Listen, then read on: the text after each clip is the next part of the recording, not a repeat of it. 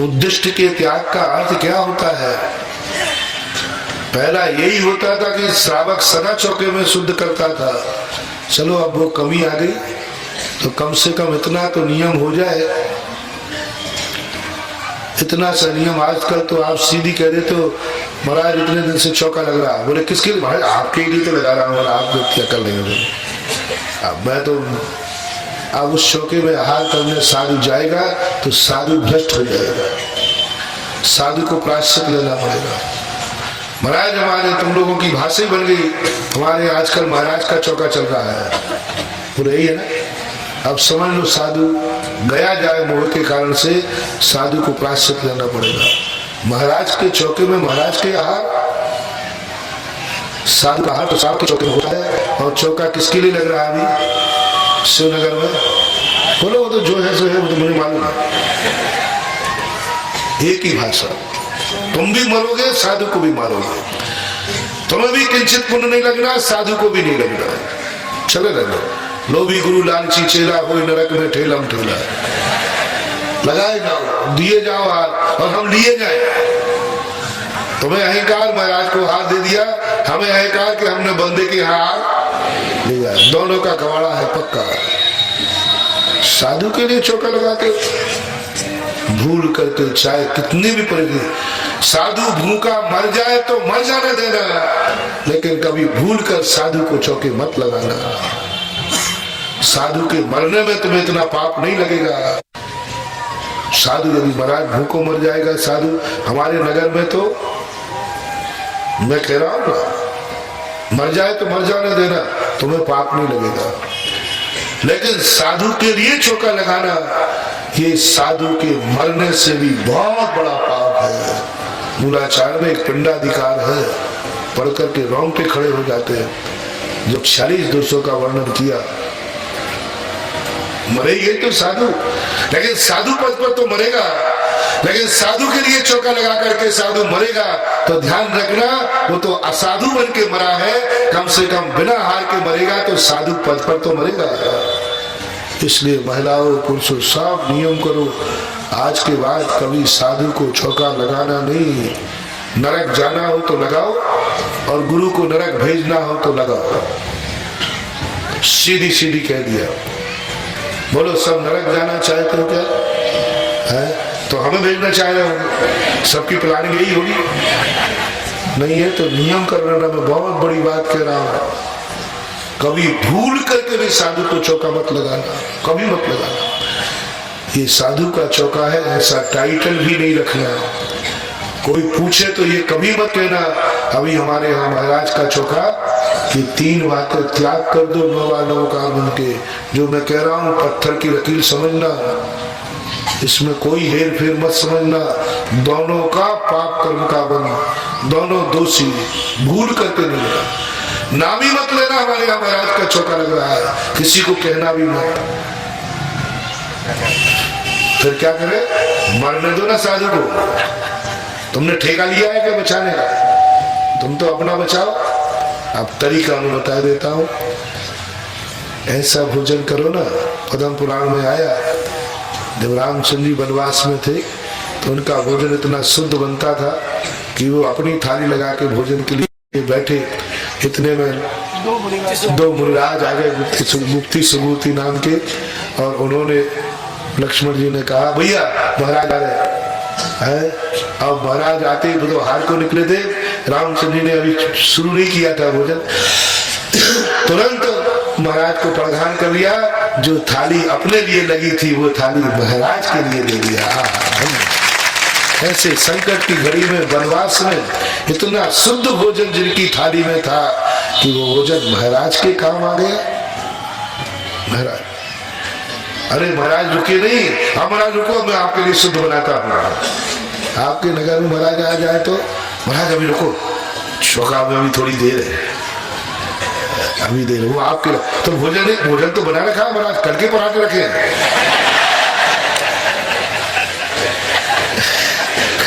तो मामला क्या? वो महाराज देखो आप नमोस महाराज थोड़ा रुक जाओ, वो आपके लायक नहीं है क्योंकि वो आलू के पराठे, वो अशुद्ध घी के पराठे हैं, वो अशुद्ध के हैं। देखो हमारे आदर्श श्रावक भोजन कर रहे थे, वो महाराज ऐसा आहार हो गया, वो आहार जब साधु के पेट में जाएगा साधु की साधना को अनंत गुणी बढ़ा देगा। तो महाराज इसलिए तो कहते हैं आप लोगों को थोड़ी अकल आना चाहिए। रामचंद्र जी जो खाते थे ना वही महाराज ने ले लिया ना। आप लोगों को तो 17 नाटक है, 17 नाटक। इसलिए अब आप लोग भी आज से यही नियम लो जो हम लोग खाते हैं। आलू चिप्स खाए तो आलू ले लो, जो हम लोग खाते हैं वो आपको लेना चाहिए। यही तो इसका अर्थ है ना।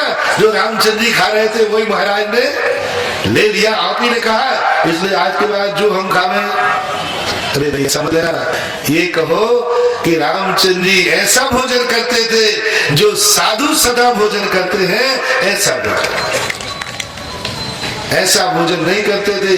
कल के दिन महाराज आ जाए तो ऐसा मेरी थाली में भोजन पाया जाए जो महाराज के योग्य ही न हो। यानी ऐसा भोजन अपनी थाली में सेवन करते थे जो साधु भी आ जाए तो उसे अलग से बनाने की जरूरत न पड़े। ऐसा भोजन करने की बात थी। ऐसा भोजन करो कि साधु भी आ जाए।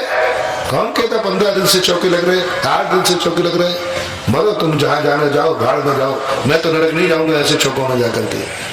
जो ये कहते बड़ा 8 दिन हो गए, 15 दिन हो गए, मैंने की और हो जाए, मर जाए जिंदगी में, रो रो के मर जाए, मुझे तो दया आने वाली नहीं है। साधु बड़ा निर्दयी होता है। साधु बराबर निर्दयी, जिसने जन्म दिया 20-22 साल तक पाला, उन्हीं के आंसू नहीं रोक पाए तो तुम्हारे क्या आंसू रोक पाएंगे? 4 महीने के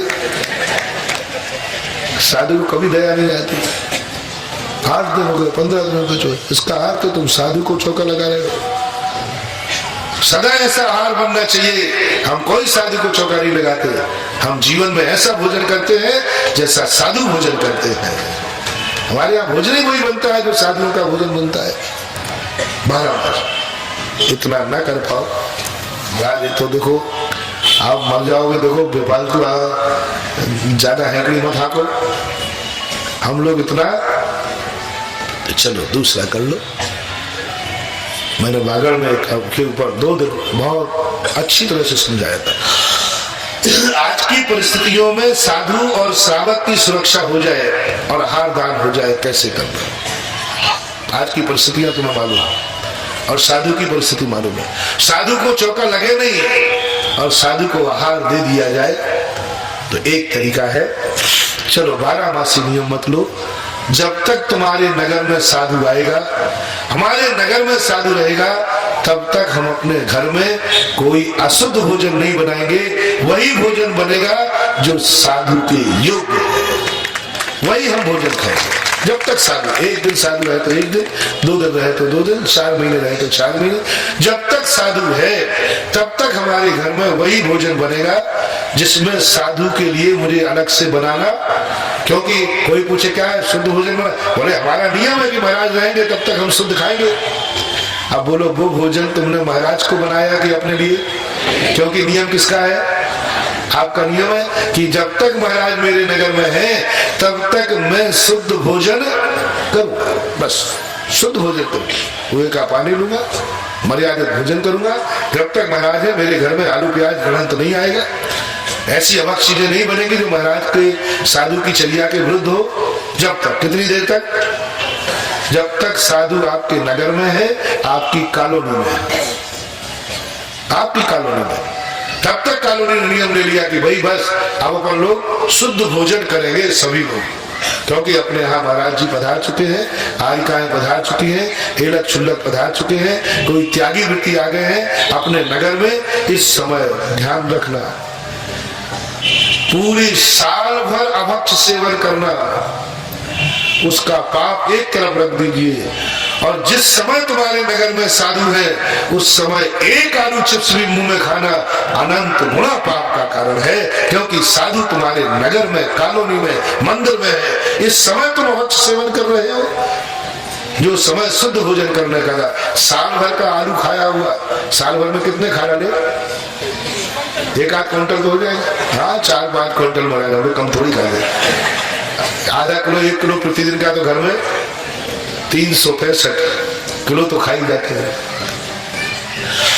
उसका पाप एक तरफ। और जिस समय तुम्हारे नगर में साधु है उस समय का अभक्ष सेवन, गणंत खाना, अनंत गुणा, एक चिप्स खाया आपने, वैसे रात में आप सदा खाते रहे हैं। और साधु जब तुम्हारी कॉलोनी में है उस समय तुम रात्रि का भोजन कर रहे हो, तो ये पाप जीवन भर के रात्रि भोजन के पाप से अनंत गुणा पाप होगा।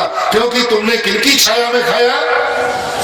जब साधु तुम्हारे नगर में थे उस समय तुमने रात में खाया, उस समय तुमने गुटखा खाया, उस समय तुमने शराब पी, उस समय तुमने अभक्ष भोजन किया, उस समय तुमने पापाचार किए, उस समय का पाप अनंत गुणा है। इसलिए जब साधु हमारे नगर में रहेगा, जितने दिन रहेगा, सारे पाप की बात कर रहा हूं।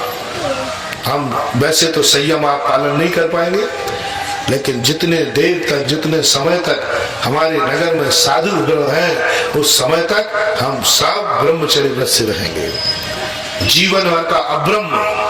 और साधु तुम्हारी कॉलोनी में हो उस समय विषय भोग अनंत गुणे पाप के बंध का कारण बनते हैं। निधत्त निकाचित पाप बंद होता है और इतना पुण्य क्षय हो जाता है कि जिंदगी भर का कमाया हुआ पुण्य, साधु के रहते हुए तुमने पाप किया है तो वह जिंदगी भर का पुण्य उस पाप के भोग में समाप्त हो जाएगा। और वैसे जिंदगी भर भोगते रहे तो इतना पुण्य का क्षय नहीं होगा। क्योंकि साधु के आते ही तुम्हारी ये मर्यादा में क्या छप गया? किसी ने पूछा महाराज कहाँ है? बोलो क्या बोलेंगे? शिवनगर एड्रेस। अब जब तक महाराज यहाँ है तुम्हारा ये कॉलोनी किसके एड्रेस बन गई? महाराज का एड्रेस बन गई। अब महाराज का जब एड्रेस बन गई ये कॉलोनी तो तुम्हें भी अपने आप में सावधान रहना है। जब तक महाराज बैठा है ये कॉलोनी महाराज के नाम की है, महाराज की है, और महाराज के क्षेत्र में पाप करना वज्र लेपो भवे। क्योंकि ये कॉलोनी किसका एड्रेस बन गई? महाराज। इसलिए अच्छा है कि महाराज को बुला के उपद्रव मत किया करो, नियम करो। आज के बाद साधु नहीं आएगा शिवनगर में। शिवनगर में क्यों? जबलपुर भी नहीं आएगा। खत्म। बड़ा खतरा है साधुओं है, बहुत खतरा है। साधुओं से इतना खतरा है, इन मंदिरों से इतना खतरा है, ये दीपक के समान है। सावधानी रखो तो प्रकाश दे दे और चूक जाओ तो जला के भस्म कर दे। बहुत खतरा है। इसलिए अब आज के बाद का प्रस्ताव पास हो रहा है, महाराज अब गलती हो गई होगी, वो तो हमें मालूम नहीं था। आज के बाद जबलपुर में मुनियों का प्रवेश, अरे मूर्खानंद, साधुओं का प्रवेश बंद कराने की अपेक्षा ये नियम ले लेना कि नगर में साधु प्रवेश करेगा उसी दिन से मेरे पाप कार्य बंद। इसमें दो कार्य सज जाएंगे, उतने समय तुम पाप से बच जाओगे और धर्म का लाभ उतने देर। नहीं, महाराज का प्रवेश हो चुका है और मेरे नगर में, मेरी कॉलोनी में जब तक महाराज है हम इन पापों का त्याग करते हैं। हम रात में नहीं खाएंगे, हम अवक्ष सेवन नहीं करेंगे। हम जब तक मेरी कॉलोनी महाराज है हम संयम से रहेंगे, ब्रह्मचर्य व्रत से रहेंगे। ऐसा झूठ भी नहीं बोलेंगे जिससे दूसरे के जीवन का नाश हो जाए। हम ऐसा क्रोध भी नहीं करेंगे कि हम दूसरे का मर्डर कर दें। ऐसा क्रोध नहीं करूंगा क्योंकि मेरे नगर में, मेरी कॉलोनी में महाराज है और ये क्षेत्र बन जाता है, एड्रेस बन गया है। ये नियम होना चाहिए। बहुत बड़े पापों से तुम बच जाओगे।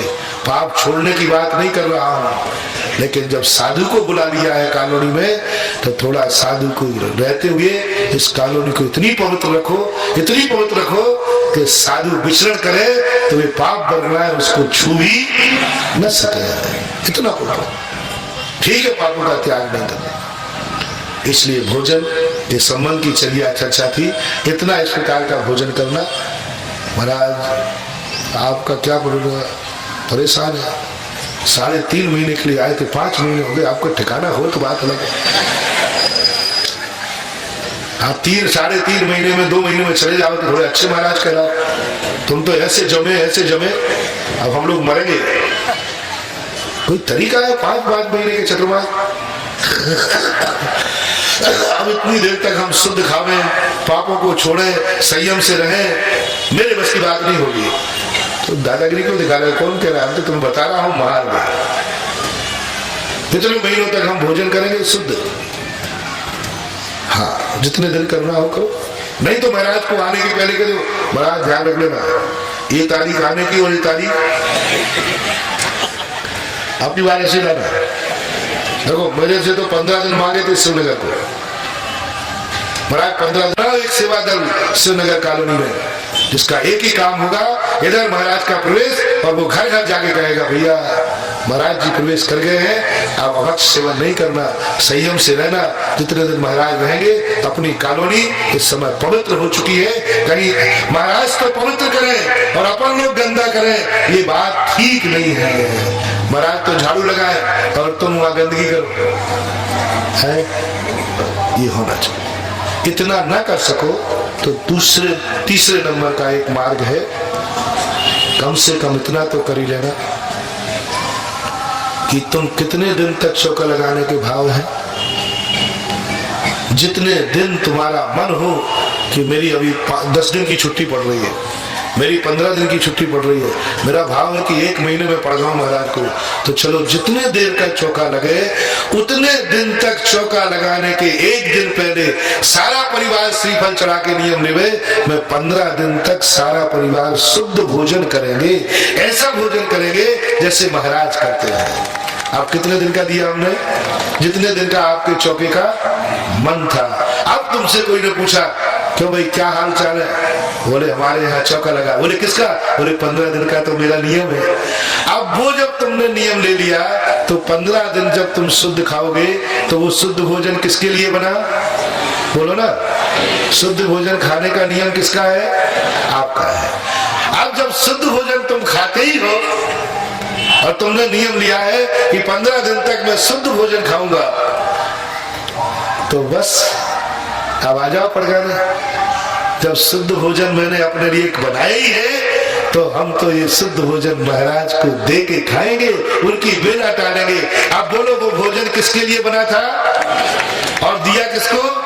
ये कहलाता है चौका, ये कहलाता है छक्का। चौका और छक्का। महाराज ये भी थोड़ा कठिन है।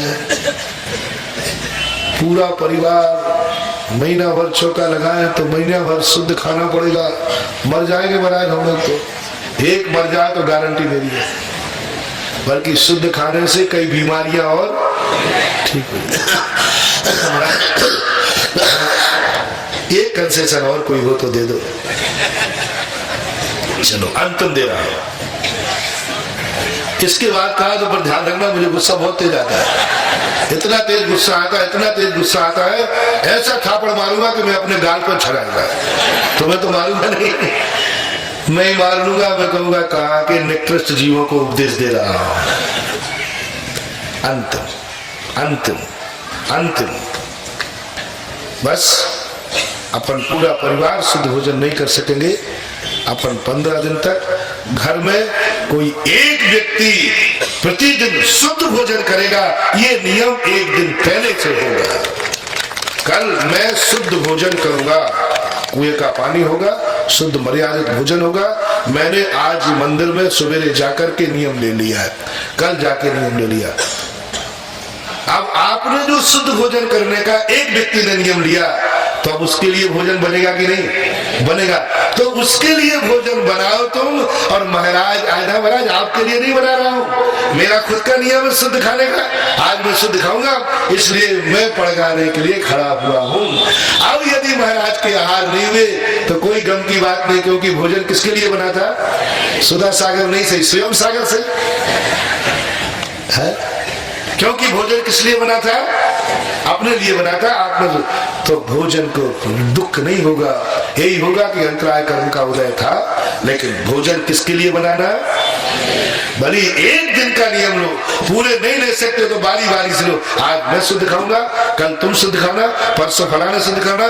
घर में 10 लोग हैं, एक दिन शुद्ध खाने का भोजन लो, लेकिन भोजन बनाओ अपने लिए और उसमें से 2 महाराज के लिए।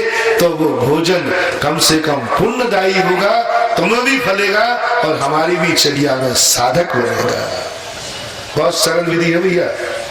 महाराज अब देखो गुस्सा मत आना है।